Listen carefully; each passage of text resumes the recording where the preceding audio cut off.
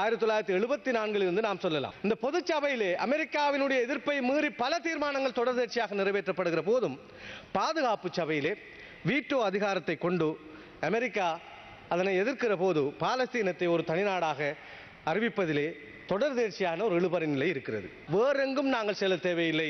பாலஸ்தீன விடயத்திலே ஐநா சபை ஒரு தோற்றுப்போன நிறுவனம் என்பதை மிக வெளிப்படையாக சொல்லிக்கொள்ள நாம் ஆசைப்படுகிறோம். இஸ்ரேல் ராணுவம் அங்கிருக்கின்ற சிறுவர்களை, பெண்களை, அப்பாவி முதியோர்களை கொன்று வைக்கின்ற காட்சிகள் இன்று தொலைக்காட்சிகளில் இன்று ஒளிபரப்பப்படுகின்ற பொழுது அவற்றுக்கு எதிராக தென்னாப்பிரிக்கா சர்வதேச குற்றவியல் நீதிமன்றத்தில் வழக்கு தாக்கல் செய்த பொழுது அங்கிருக்கின்ற நீதிபதிகள் இஸ்ரேல் பிரதமருக்கு பிடியாணை பிறப்பிக்க முற்பட்ட பொழுது, அதேபோன்று இஸ்ரேல் பாதுகாப்பு அமைச்சர் ஏனைய பாதுகாப்பு தளபதிகளுக்கு எதிராக பிடியாணை பிறப்பிக்க முயற்சித்த பொழுது அமெரிக்க என்ற ஒரு வல்லரசு வீட்டோ பவருடைய நாடு அந்த பிடியாணையை தடுத்து வைத்திருக்கின்றது. உலகத்தின் நீதியை போதிக்கின்ற நிறுவனங்கள் இன்று உலக குற்றவியல் நீதிமன்றம், சர்வதேச குற்றவியல் நீதிமன்றம் மௌனித்து விட்டது.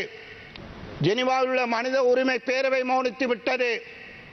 அனைத்து மக்களின் உரிமைகளை பாதுகாக்கும் நோக்குடன் 75 வருடங்களுக்கு முன்னர் வரையப்பட்ட சர்வதேச மனித உரிமைகள் பிரகடனத்தையும், அதாவது 1949 ஏற்றுக்கொள்ளப்பட்ட 4 ஜெனீவா சமவாயங்களையும் இஸ்ரேல் மீறி வந்திருக்கின்றது.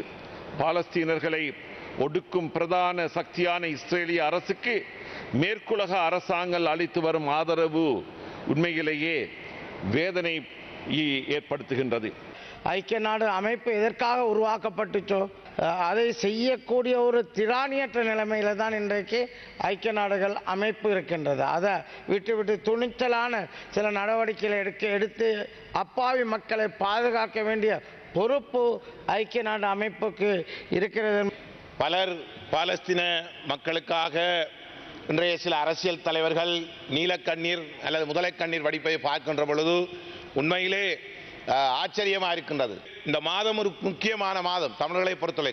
நல்லிணக்கம் என்பது, உண்மையான நல்லிணக்கம் என்பது கைகளை கொடுப்பதாலோ அல்லது ஒருவர் கட்டித் தழுவதாலோ அல்லது ஊடகங்களுக்கு பேட்டி வழங்குவதாலோ அல்லது வெளிநாட்டிலிருந்து வருகின்ற வெளிநாட்டவர்களுக்கு 3 இனத்தைச் சேர்ந்தவர்களை அல்லது மதத்தைச் சேர்ந்தவர்களை கொண்டு முன்னுக்கு நிறுத்தி எல்லோரும் ஒற்றுமையா இருக்கிறோம் என்று காட்டுவதால் வந்துவிடவில்லை. நல்லிணக்கம் என்பது செயற்பாட்டிலே வர வேண்டும்.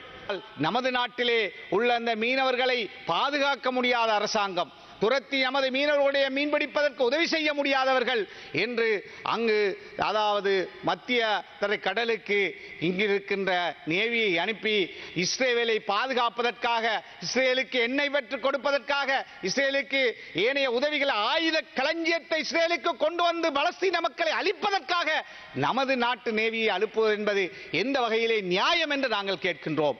எனவே வெளிவிவகார அமைச்சர் இந்த விஷயத்திலே கவனம் செலுத்த வேண்டும். வெளிவிவகார அமைச்சர் தலையாட்டியாக இருக்க முடியாது. அரசாங்கத்திலே, அமைச்சரவையிலே வெளிவிவகார அமைச்சர் இந்த விஷயத்தை பேச வேண்டும். அமெரிக்காவும் ஐரோப்பிய நாடுகளும் இந்த யுத்தத்திற்கு வழங்குகிற ஆதரவை உடனடியாக நிறுத்த வேண்டும். பாலஸ்தீனத்தை அங்கீகரிக்கின்ற தீர்மானத்தை தடுக்கின்ற செயல்பாடுகளை அமெரிக்கா நிறுத்தி பாலஸ்தீனத்தை அங்கீகரித்து அது ஒரு சுதந்திர நாடாக ஐக்கிய நாடுகள் சபையிலே அங்கத்துவம் பெறுவதற்கான அந்த வாய்ப்பை அமெரிக்கா வழங்க வேண்டும்.